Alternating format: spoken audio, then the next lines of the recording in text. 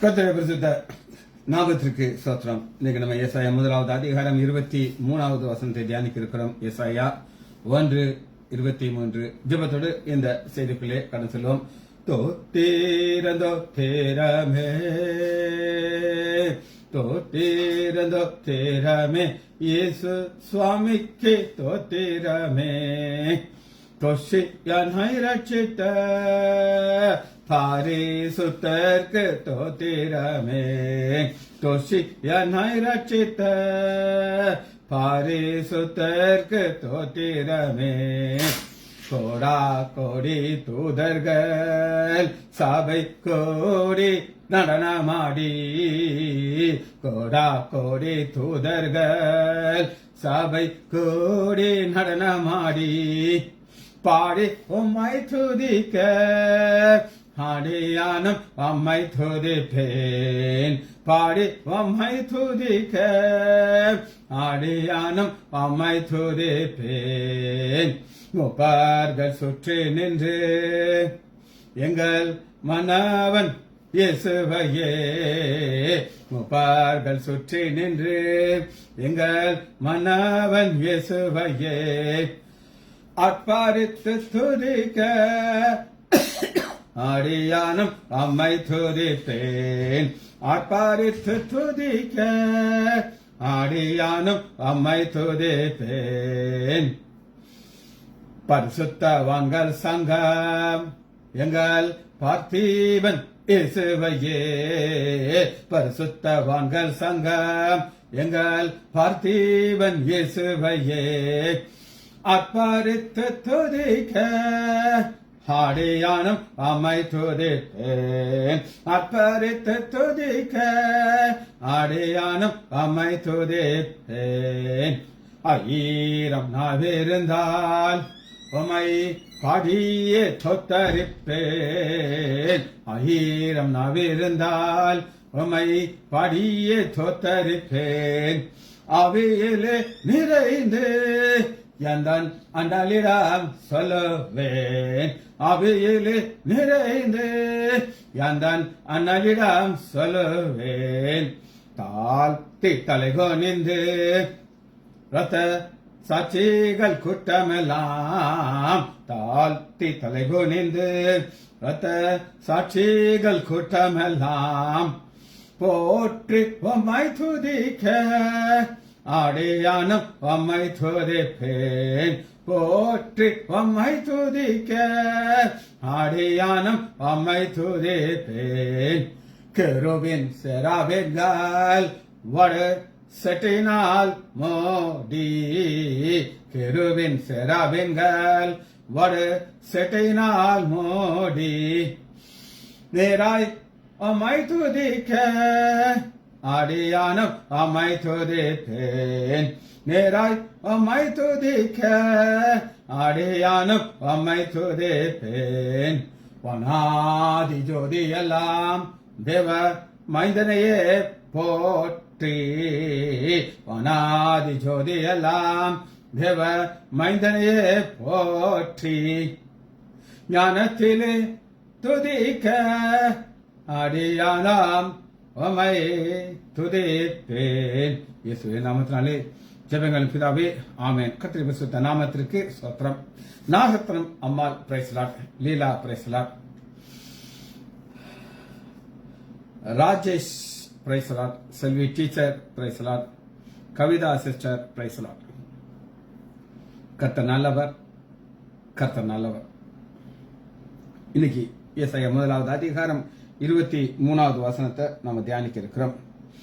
உன் பிரபுக்கள், இந்த தேசத்தை பார்த்து ஆண்டவருக்கு வருத்தம், கோபம். காரணம் அவங்க யாரோட இணைகிறாங்க. உன் பிரபுக்கள் முரடரும் திருடர்களும் திருடர்களுக்கு தோழர்களாக இருக்கார்கள். எங்க பாஸ்டர் மறந்துட்டேன், ராஜ்குமார் பாஸ்டர் பிரைஸ்லாம். உங்கள் பிரபுக்கள் முரடர்கள் திருடர்கள் தோழமா இருக்கிறார்கள்.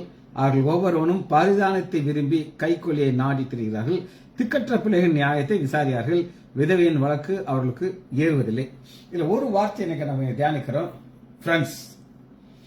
இப்ரேய மொழியில ஃப்ரெண்ட்ஸ்ங்கிறதுக்கு கொலோப். கொலோப் KLOPE கொலோப் KLOPE கொலோப். இந்த கொலோப்ங்கிறது என்னன்னா ஃப்ரெண்ட்ஸ்,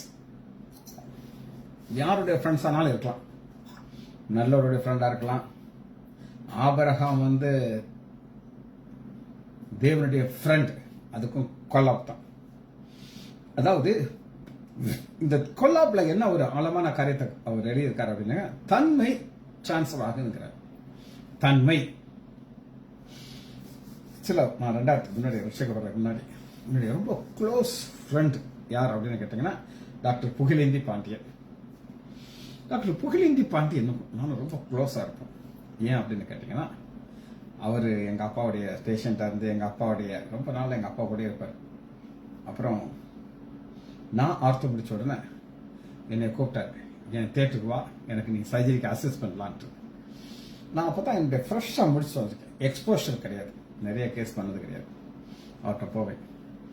அவர் பேசிக்ல இருந்து அவர் செய்வார், அதெல்லாம் ஒன்னொன்னே கவனிச்சுக்கிட்டே இருப்பேன். அதே மாதிரி எங்க ஆப்ரேஷன் தியேட்டர் ஒரு கேஸ் இருந்தாலும் அவர் வருவார். ஃபர்ஸ்ட் கேஸ் எனக்கு ஞாபகம் இருக்கு, ஒரு போன் கிராஃப்ட் பண்றாரு. அந்த ப்ரிப்பரேஷனால நான் பார்க்குறேன், ஒவ்வொரு ஸ்டெப்பா பண்ணி அந்த எல்லாத்தையும் சொல்லி கொடுப்பார். இந்த மாதிரி இப்படி பண்ணணும், இது இப்படி பண்ணணும். அவருக்கு தெரியும், 0 கையில டிகிரி இருக்கு, ஆனா சரக்கு இல்லை. அதை நான் அவர்கிட்ட கற்றுக்கொண்டேன். ஆனா கூடவே எனக்கு என்ன வந்துருச்சு அப்படின்னு கேட்டீங்கன்னா, அவருடைய ஸ்டைல். என் மனைவி சொல்றா, நீங்க டாக்டர் புகழேந்தி பாண்டிய மாதிரியே பேசுறீங்க அப்படின்னு சொல்றோம். அந்த கூட இருக்க அந்த தன்மை வந்துடும். இங்க 2 வகையான தன்மை வருது. ஒரு தன்மை என்னதுன்னா, திருடர்களோட சேராங்க. திருடர்களோடு சேர அந்த தன்மை அவருக்கு வருது. மோசே ஆண்டவரோட கூட இருக்கிறார். அந்த அப்படி முகமே பிரகாசிக்குது. அந்த முக பிரகாசத்தை பார்க்க முடியாதபடி எல்லாரும் பயப்படாங்க. மோசே முகத்துல ஒரு துண்டை போட்டு வைப்பா, எல்லாரும் அவனை பார்க்க முடியல. அதுவும் கொலோப் தான். ரெண்டுமே ஒரே காரியம். சரி, இது எங்கே இருந்து வருதுங்கிறதா முக்கியமானது.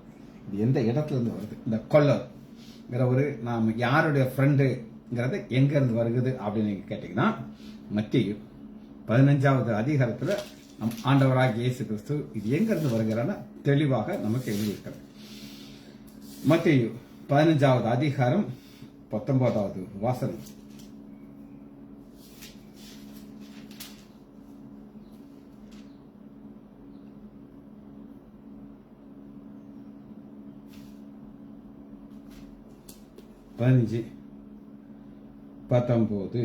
எப்படி எனில் இருதயத்திலிருந்து பொல்லாத சிந்தைகளும், இருதயத்திலிருந்து அந்த இருதயத்திலிருந்து வருகிற சிந்தை நம்ம யாருடைய ஃப்ரெண்டா மாத்துதுன்னு சொல்றோம். நாம் ஜெபிச்சுக்கிட்டு இருக்கோம், வேதத்தை தியானிக்கிறோம், ஆண்டோடைய சாயல் நமக்கு வந்துட்டு இருக்கு. போகிற இடத்துலலாம் அவர் எல்லாத்தையும் அவர் வாய்க்க பண்ணுகிறார். நீங்க போறீங்க, ஒரு காரியத்தை அவரே செய்து முடிக்கிறார். சந்தோஷமா நம்ம வரோம். இது ஒரு சிந்தை, அது இருதயத்திலிருந்து வருது. ஆனா அடுத்து பாருங்க, பொல்லாத சிந்தைகள், கொலைபாதகம், விபச்சாரம், வேசித்தனம், களவு, பொய்சாட்சி, தூஷணம் புறப்பட்டது. இது எல்லாமே இருதயத்திலிருந்து வந்து உங்களை யாருடைய கொலாப்பா மாத்துதுன்னு காட்டுது. தேவனுடைய கொலாப்பா மாறுறீங்களா அல்லது பிசாசு?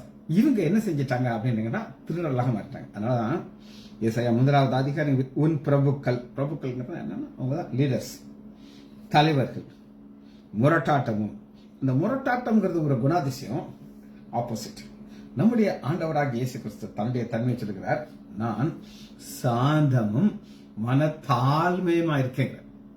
என்னிடத்திலிருந்து கற்றுக்கொள்ளுங்கள், அப்பொழுது உங்கள் இருதயத்திற்கு இளைப்பாறுதல் கிடைக்கும். மத்திய 11வது அதிகாரத்தில் வாசகம். ஆனா இது ஆப்போசிட்டான காரியத்தை நம்ம கொல்லாப். இந்த கொல்லாப்புக்கு இன்னும் ஒரு வார்த்தை இருக்கு. அது என்ன அப்படின்னு கேட்டீங்கன்னா, கெல்மா, KLEMMA, கல்மா. இந்த கல்மா அப்படின்னா என்ன அர்த்தம்னா, ஸ்டோலன் திங்ஸ், திருட்டு பொருள். நிறைய பேர் திருடிட்டு அவங்க சேட்டு கட்டில் போய் விற்பாங்க. சேட்டு என்ன செய்வாரு, ஒரு கால் விலைக்கு வாங்கிடுவார். விலைக்கு வாங்கி அவங்க என்ன செய்வாங்கன்னா, அவர் ஒரு ஆளை வச்சிருப்பார். அவர் என்ன செய்வார் அப்படின்னு கேட்டீங்கன்னா, அதை அப்படி கொண்டு போய் உரிக்கிறவங்க, உருக்கி அது அட்ரஸ் இல்லாதபடி ஆக்கிறவங்க. சரி, சில வருஷத்துக்கு முன்னாடி எங்க வீட்டுக்கு முன்னாடி ஒரு பெரிய கோடீஸ்வரர் வீட்டுக்கு ஒரு அம்மா வேலைக்கு சேர்ந்தாங்க. ஒரு வாரம் அப்படி கரெக்டா வருவாங்க, அவங்க செய்வாங்க, பண்ணுவாங்க, போறது வர்றதெல்லாம் அவங்களுக்கு அப்படி ஆச்சரியமாச்சு. என்னமா ஒரு வேலைக்காரமா அவ்வளோ அழகா எல்லாத்தையும் செய்யறாங்க அப்படின்னு. அது ஒரு நம்பர் 1 திருடியது. அந்த ஒரு வாரத்துல இந்த அம்மா எங்க போகுது, இரும்பு பெட்டி எப்படி திறக்குது, சாவி எங்க வைக்குது, உள்ள என்ன நடக்குது ஃபுல்லா ஸ்டடி பண்ணிடுச்சு. இந்த ஒரு வாரத்துல அந்த அம்மாவுடைய கவனிப்பெல்லாம் பார்த்து அசந்துட்டாங்க. அசந்து இவங்க ஒரு ஃபங்க்ஷன் போறதுக்கு முன்னாடி இந்த பொண்ணுகிட்ட சாவியை கொடுத்து, ஏம்மா நாங்கள் வர கேர்ஃபுல்லா வந்து நீ போகும்போது பூட்டி சாவி இங்கே வச்சிருச்சு. இந்த அம்மா கிட்ட நகண்டிச்சோ இல்லையோ, இந்த அம்மா உள்ள போய் விதின் ஒரு 1/2 மணி நேரத்துக்குள்ள எல்லாத்தையும் தொடச்சி எடுத்துட்டு ஓடி போயிடுச்சு. கடைசியில் மாட்டிடுச்சு, செவ்வாசியில் மாட்டிச்சு. இது ஸ்டோலன் திங்ஸ். இந்த ஸ்டோலன் திங்ஸுக்கு ஒரு வசனத்தை நான் உங்களுக்கு காட்டுறேன். யோசுவா 7வது அதிகாரம் 21. கொள்ளையிலே நேர்த்தியான ஒரு பாபிலோன் சால்வை. அதாவது கொலோப்ங்கிறது ஃப்ரண்ட், ஸ்டோலன் திங்ஸ் கெல்மா. கொள்ளையிலே நேர்த்தியான ஒரு பாபிலோன் சால்வை 200 வெள்ளி சேக்கல், 50 சேக்கல் நிறையான பொன் பாளையம் நான் கண்டு அதை ஈச்சித்து எடுத்துக்கொண்டேன். கண்டு ஈச்சித்து நமக்கு சொந்தமானது, நமக்கு சொந்தமில்லாதது இச்சித்து. இது ஒரு வழக்கத்தை விட்டு சிலரால மாற முடியலன்னு சொல்லி வேதம் சொல்லுது. ஹேபிட். வாசிப்போம். வெளிப்படுத்துதல் 9வது அதிகாரம், வெளிப்படுத்துதல் 9வது அதிகாரம் 21வது வசனம். தங்கள் கொலைபாதகத்தையும் தங்கள் சூனியத்தையும் தங்கள் வேசித்தனத்தையும் தங்கள் களவுகளையும் விட்டு மனம் திரும்பும். ஆண்டவர் நம்ம பிறக்கும் போது இந்த குணாதிசயத்துடன் பிறந்தாலும் மனம் திரும்பி என்னுடைய சுபாவத்திற்குள்ள பங்கு கொள்றதுக்கு நீ வா என்று அழைக்கிறாரு. ஆனா அவர்கள் மனம் திரும்பவில்லை. சரி, ஆதியாகமம் 31வது அதிகாரம் 39வது வசனம். 31:39.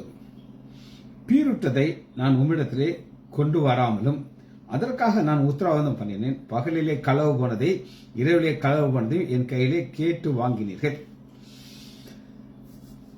யாக்கோபு கம்ப்ளைண்ட் பண்றான், மாமனாரை பத்தி கம்ப்ளைண்ட் பண்றேன். கராரா நீ கேட்டு வாங்கிறையா. இப்ப இவரு வேலைக்கு தான் போறாரு. ஆனா கொஞ்சம் கொஞ்சமா இவர் சம்பாதிக்கிறதுலாம் ஒரு பெரிய ஒரு மந்தையாக மாறிடுச்சு. மாமனாருடைய மந்தையை விட இவர் மந்தை கூடிருச்சு.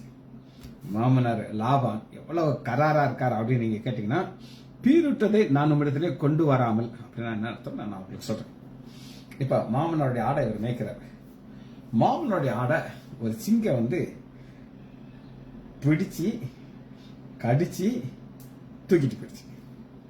அப்ப இந்த மேய்ப்பனுக்கு என்ன ஒரு காரியம்னா, அது ஏதாவது ஒரு பார்ட், அந்த சிங்கம் கடிச்சு போட்ட ஒரு காலு இல்ல ஒரு தலை, ஏதாவது ஒரு பார்ட்டை கொண்டு வந்து அவங்க எஜமான கொண்டு காட்டணும். எங்க பாருங்க, நாங்க நல்லா தான் காவல் காத்தோம், இது போய் கடிச்சு தின்றுச்சு, இதான் எவிடன்ஸ் சொல்லி கொண்டு வந்தாங்கன்னா அவங்க அதை அவங்க அக்செப்ட் பண்ணிக்கிறாங்க. இல்லைன்னா இவங்க சம்பளத்துல இருந்து எடுத்துக்கிறாங்க. அதாவது இவர் எவ்வளவு அழகா சொல்றாருன்னா, பீருட்டதை நான் இடத்துல கொண்டு வராமல் அதற்காக நான் உத்தரவாதம் பண்ணேன்.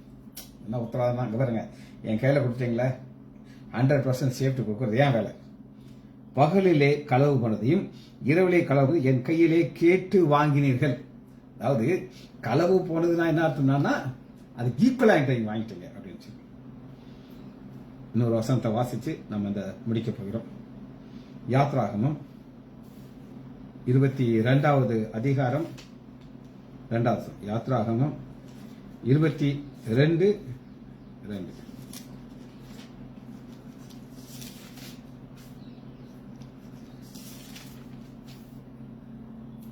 திருடன் கல்லுமேடிகளே கண்டுபிடிக்கப்பட்டால் அடிக்கப்பட்டு செத்தால் அவன் நியமிக்க இரத்த பலம் சுமராது. திருடன் கையால படிக்க வர்றாரு, அடிக்கப்படுறான். அதுதான் இது கெல்லோ அப்படின்ற ஒரு காரியத்தை தான் இங்க நம்ம பார்க்கலாம். திருடன் கண்டம், அதாவது அந்த நேரத்தில் ஸ்பாட்ல அவன் மனுஷனை பிடிக்கணும். இது ஒரு காரியம். இப்ப நம்ம வசனத்துக்குள்ளே கலந்து போயிருக்கிறோம். ஏசாயா 1 அதிகாரம் 23வது வசனம். உன் பிரபுக்கள் இங்க ஆரம்பிக்கிறாங்க. இது பிரபுக்கள் அப்படிங்கிறதுனா இது பவர்ஃபுல் பீப்புள் ஒரு குற்றத்தை. பவர்ஃபுல் என்ன அர்த்தம்னா அவங்களுக்கு ஒரு அதிகாரம் இருக்குது. உதாரணத்துக்கு நம்ம ஊர்ல கலெக்டர் இருக்கார்.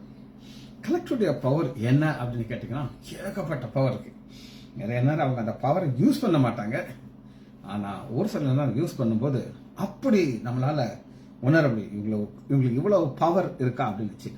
சரி, இந்த பிரபுக்கள் பவர்ஃபுல் மக்கள் என்ன செய்யறாங்க அப்படின்னு கேட்டீங்கன்னா அதை துர்பிரயோஜனம் யூஸ் பண்றாங்க. துர்பிரயோஜனம் என்னன்னு நான் உங்களுக்கு வசனத்திலிருந்து காட்ட போகிறேன். அப்போஸ்தலர்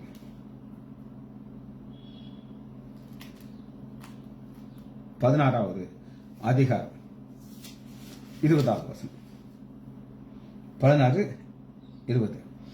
அவர்களை அதிகாரிகளிடத்தில் ஒப்பு கொடுத்து, யூதர்களாகி இந்த மனுஷன் அதிகாரிடத்தில் ஒப்பு கொடுத்து, அதிகாரிகிட்ட ஒப்பு கொடுத்த உடனே அவங்க என்ன செய்யணும் அப்படின்னு கேட்டீங்கன்னா ஃபர்ஸ்ட் ஒரு கேள்வி கேட்கணும். நீ யூதனா புறஜாதியானா?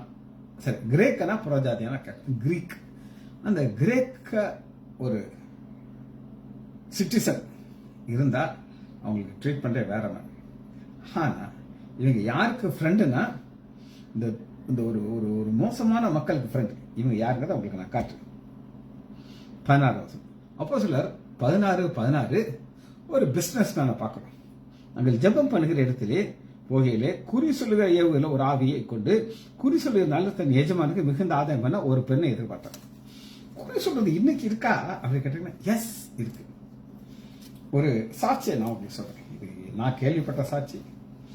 நம்முடைய லீலாமா இருக்காங்க, இன்னைக்கு இருக்குது, டெய்லி வந்துடுறாங்க, நல்ல சந்தேகம் இல்லை. அவங்க இப்ப இருக்கிற வீட்டில் இருக்க அந்த ஒரிஜினல் வீட்டில் அவங்க வாழ்ந்துகிட்டு இருக்காங்க, நல்லா ஜெபம் பண்ணிட்டு இருக்காங்க. பக்கத்துல குறி சொல்ற ஆவில ஒரு லேடி, ஒரு பெண் அங்க இருக்காங்க. இந்த அம்மா அங்க இருந்து ஜெபம் பண்ண அதுக்கு அந்த குறி வரமாட்டேங்குது, சொல்ற ஆவி வரமாட்டேங்குது. அது சண்டைக்கு வந்திருக்குது. என்ன நீ குறி சொல்ல மாட்டேங்கிற, இங்க ஆவி வர மாட்டேங்குது அப்படின்னு சொல்லி நான் கேள்விப்பட்டேன். அது எவ்வளவு உண்மைன்னு எனக்கு தெரியாது, பாசிபிலிட்டி இருக்குது. நம்ம சுரேஷ் அங்க போவாராம் அப்படின்னு ஒரு நியூஸ் வந்துச்சு. அந்த மட்டும் உட்காந்து எனக்கு என்ன நடக்க போதும் கூலி கேட்டுட்டு போவான். இந்த லீலாமா ஜபம் பண்ண அங்க ஆவி வரமாட்டேங்குது. இன்னைக்கும் அந்த ஆவி இருக்குது. சரி, அந்த ஆவியினால ஆதாயம் பெற்ற ஒரு ஆள் இருக்கான். அவன் பவுலையும் எங்களையும் பின்தொடர்ந்து வந்து இந்த மனுஷன் உன்னதமான தேவனுடைய ஊழியக்காரர், ரட்சிப்புமொழியை எங்களுக்கு அறிவிக்கிறார் என்று சத்தமிட்டார். உண்மையா பொய்யானா? இது உண்மை, 100% உண்மை, கரெக்டானதான் சொல்றான். ஆனா என்னைக்கு நீங்க அவருடைய வார்த்தைக்கு ஆமேன் போட ஆரம்பிச்சீங்களோ சிக்கல மாட்டிக்கிறீங்க. உங்களுக்கு நல்லா தெரியணும், உங்களை யார் வழி நடத்துறா? விசுவாசம் உங்களை வழி நடத்துதா? உங்களை யார் வழி நடத்துறா? ரொம்ப கேர்ஃபுல்லா இருக்கும். ஒரு பாஸ்டர், அவர் அன்புராஜ், அன்பின் கிடையாது அன்புராஜ், நான் ரொம்ப ஷார்ட்டா இருப்பாரு. போஸ்ட்மேனா இருந்து வேலை ரிசைன் பண்ணிட்டு பாஸ்டர் ஆனார். நான் ரட்சிக்கப்பட்டப்ப அவர் தான் பாஸ்டர் இருந்தார். அநேக கரைங்களை அவர்கிட்ட கற்றுக்கொண்டேன். ஒரு தடவை புல்பிட்ல இருந்து சொல்றாரு, உங்களை வழி நடத்துறது யாருன்னு ரொம்ப கேர்ஃபுல்லா இருக்கும். நீங்க ரொம்ப கேர்ஃபுல்லா இருங்க. பிசாசு நீங்க படத்துல வர்றாப்புல ஒரு பெரிய கருப்பு உருவத்திலையும் 2 கொம்பு சிகப்பு நாக்க வெளியில தொங்க விட்டுட்டு ஒரு பெரிய வாளோட வராது, அப்படியே வராது. அது எப்படி வரும் அப்படின்னு கேட்டீங்கன்னா அழகா நீட்டா சுடிதார் போட்டுட்டு வருங்க. எனக்குன்னா சிரிப்பு தாங்க முடியல. கரெக்டா சொல்றாரு, சுடிதார் போட்டு வரும். சில நேரம் என்னைய மாதிரி அங்கி போட்டுட்டு வரும். நீங்க பாஸ்டர் பாஸ்டர்னு வைங்க, ஆனா அதுக்குள்ள பிசாசு இருக்கும். அதனால நீங்க ரொம்ப கேர்ஃபுல்லா இருக்குன்னு சொல்லி. அது மாதிரி இங்க ஒரு ஷோக்கெல்லாம் பார்த்தா எப்படி தெரியுது, நல்லா தெரியுது, ஆனா அது ஃபேக்ட் கிடையாது. அவருடைய எஜமான்கள் தங்கள் ஆதாயம் நம்பிக்கை அற்று போயிற்று என்று கண்டு பவுலையும் சிலாவையும் பிடித்து சந்தையில் உள்ள அதிகாரத்தில், இந்த சந்தையில் உள்ள அதிகாரிகள் இவர்களை தான் நம்ம பார்க்கிறோம். இவங்களை நம்ம எப்படி பார்க்கிறோம்னா உங்கள் பிரபுக்கள், பவர்ஃபுல் பீப்புள். சரி, இவர்கள் துர்பிரயோஜம் பண்றார்கள். இன்னொரு நபர் உங்களுக்கு காட்டுறேன். ஏசாயா 3வது அதிகாரம் 14வது வசனம். ஏசாயா 3:14. கர்த்தர் தமது ஜனத்தின் மூப்பரையும் அதன் பிரபுக்களையும் நியாயம் விசாரிப்பார். நியாயம் விசாரிப்பார். எப்பவுமே ஆண்டவர் உங்களுக்கு ஒரு பவர் கொடுத்துருந்தாதான் கேர்ஃபுல்லா இருக்கணும். எனக்கு இந்த பவரை கொடுத்துருக்காரு, நான் அது கேர்ஃபுல்லா யூஸ் பண்ணணும். நான் எனக்கு பவரே கிடையாது, எல்லாருக்கும் தெரியும். ஆஸ்பத்திரிக்கு வருவேன், பேஷண்டா பார்ப்பேன், சம்பளத்தை வாங்கிட்டு வீட்டுக்கு போயிருவேன். ஒரு சின்ன எங்க ஃப்ளோர்ல ஒரு பொண்ணுக்கு ஒரு இன்ஸ்ட்ரக்ஷன் கொடுத்துருந்தேன். என்ன இன்ஸ்ட்ரக்ஷன் கொடுத்துருந்தேன்னா, சர்ஜரி முடிஞ்சோன்னா அந்த வாக்கர் நான் தெரியுமா, அதை கொண்டாந்து வச்சுக்கிடணும். நான் வந்த பிறகு நீ ஓடக்கூடாது. சர்ஜரி பண்ண பேசி அடுத்த நான் நிற்க வைப்பேன். இது பை ரூல் இருக்கு. ஒரு தடவை சொன்னேன், 2 தடவை சொன்னேன், 3 தடவை சொன்னேன், அவள் கண்டுக்கிட்டவே இல்லை. பிறகு ஹெச்ஆரை கூப்பிட்டு, இல்லை அந்த பொண்ணுகிட்ட சொன்னேன், அவர் அடுத்த தடவை வைக்கல, நான் 100 ரூபா ஃபைன் போடுவேன். அந்த 100 ரூபா ஃபைன் எனக்கு வேண்டாம். நீங்க என்ன செய்யணும், இந்த 100 ரூபாய்க்கு பக்கோடா வாங்கி நீங்க எல்லாம் சேர்ந்து சாப்பிடுறோம், ஆனா ஃபைன் உண்டு அப்படின்னு அவ ஜோக்கா நினைச்சுக்கிட்டா. அடுத்த எடுத்து வைக்கல. ஹெச்ஆர் வர சொன்னேன், நம்ம அங்க பாரு 3 தடவை சொல்லியாச்சு, இப்ப இந்த பொண்ணு என்ன செய்ய மாட்டேங்கிறா, எடுத்து வைக்கல, 100 ரூபா ஃபைன் போட்டிருக்கேன், அவ சம்பளத்துல இருந்து கழிச்சிட்டு நீ என்ன செய்ய, 100 ரூபாய்க்கு பக்கோடா வாங்கி கொடுத்துரு அப்படின்னு சொன்னேன். சரிங்க சார், நான் அவனும் போயிட்டான். ஒரு வாரம் கழிச்சு அந்த பொண்ணுகிட்ட கேட்டேன், ஏமா பக்கோடா வாங்கி கொடுக்க கிடைச்சதாமன்னு. எங்க சார் கிடைச்சிச்சு, வாங்கி கொடுக்கல சார் அப்படின்ட்டா. எனக்கு ஒரே கவலையா இருந்துச்சு. ஏன்ட்டா ரூம்ல கொஞ்சம் ஈட்டபிள்ஸ் இருந்துச்சு. அந்த பொண்ணை வர சொல்லி, உனக்கு நான் 100 ரூபா கொடுக்கறவங்கள என்கிட்ட பணம் கிடையாது, அதனால அதுக்கு பதில் நான் என்ன செய்றேன், இந்த சாப்பாடை உனக்கு கொடுக்குறேன், நீ சாப்பிட்டுக்கோ அப்படின்னு சொல்லி. முதல் மாட்டேன்னு சொன்னா, நீ மாட்டேன்னு சொன்னா நான் குப்பை தொட்டில் தூக்கி போட்டுருவேன்னு சொல்லி வாங்கிட்டு போயிட்டேன்.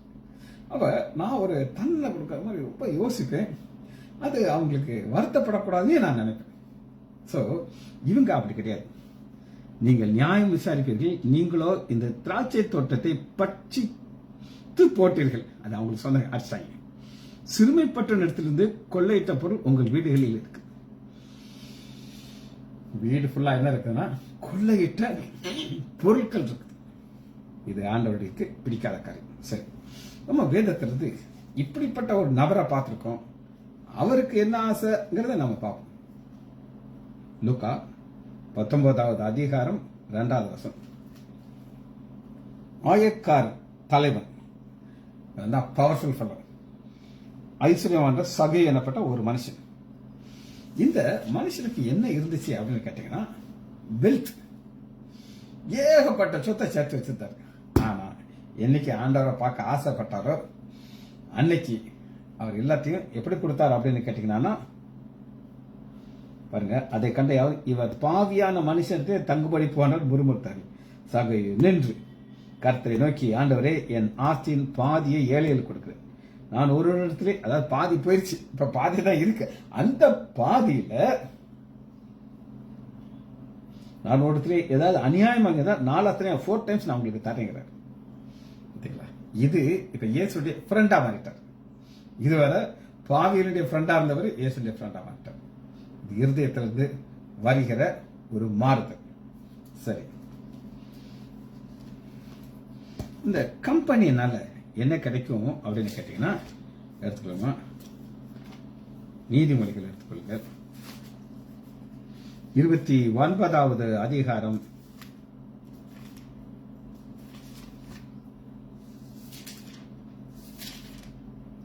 29, 24.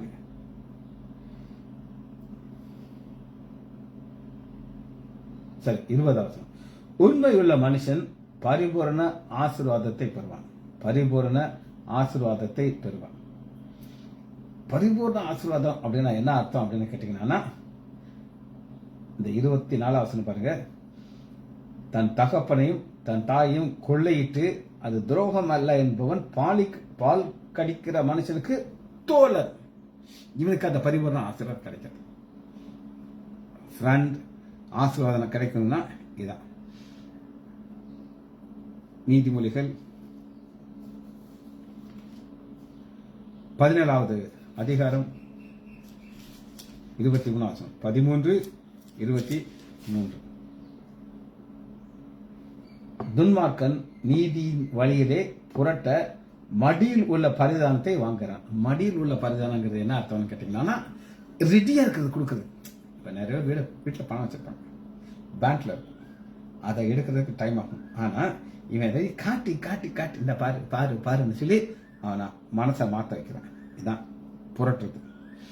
இப்ப தேவனுடைய ஆத்துமால இருந்து கோபம் வருதாங்க. இந்த வசனத்தை காத்துட்டு பயங்கரமா பயந்துட்டு, பயம் சாதாரண பயங்கரமான பயம்.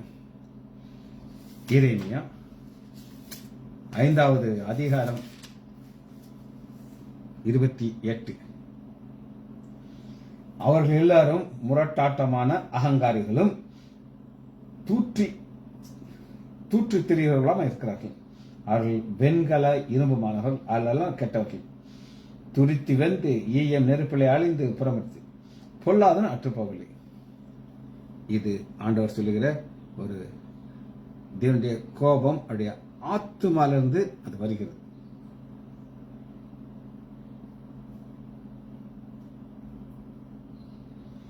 ரைட். சகரியால் ஒரு வசனத்தை வாசிக்க போகிறோம். சகரியா 7வது அதிகாரம்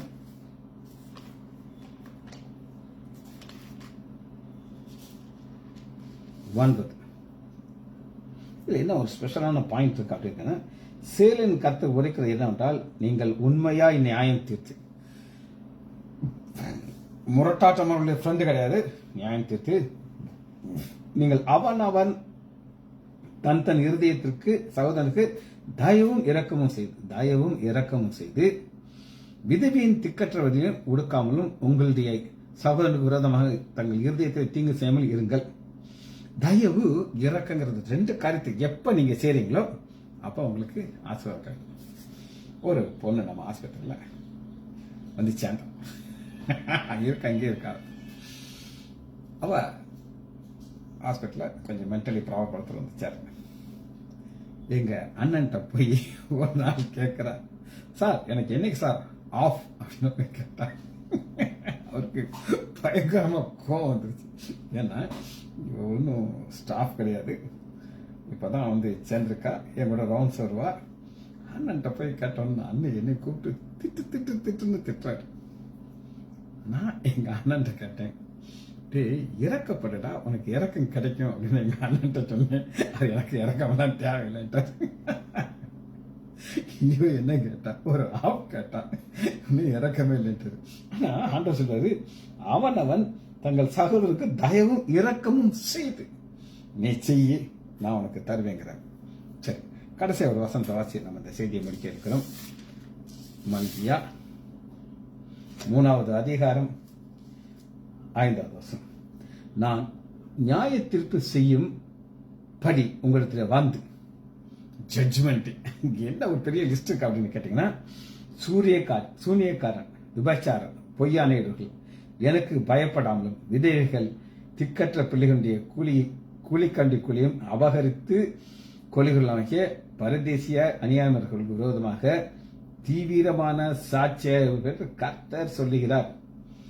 சாட்சி எங்க இருந்து வராது, மக்கள்கிட்ட போய் கேட்க, நான் தான் சாட்சி. பயங்கரமான கதை.